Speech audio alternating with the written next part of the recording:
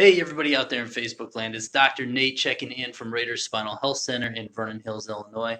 I put this quote up there: "You cannot be in growth and protection at the same time." It's by a cellular biologist named Dr. Bruce Lipton, and he's done some pretty incredible research with things like epigenetics and he made a really strong distinction there between how the nervous system really reacts and how it communicates. And what he's talking about there is really that fight or flight response. That's really the protection response, meaning that kids who have ADHD or sensory challenges or meltdowns or these types of situations, these kids are usually in a state of protection. So there's two parts of our nervous system. One is called the sympathetic portion, one is called the parasympathetic portion.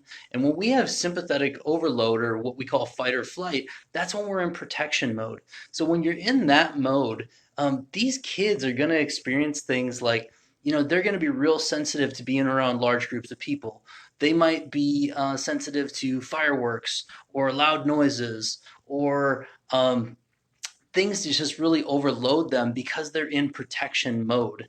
And the whole thing is when you're in that protection mode, your body's not really thinking about digesting food or healing internally, meaning that when you're in that protection mode, your body is in a state of fight or flight. It's in this stressed out nervous system mode or sympathetic overload. And when you're there, it makes it really hard to get out of that mode. And what the chiropractic adjustment is said to do is said to move kids from that state of stress to the state of parasympathetic response.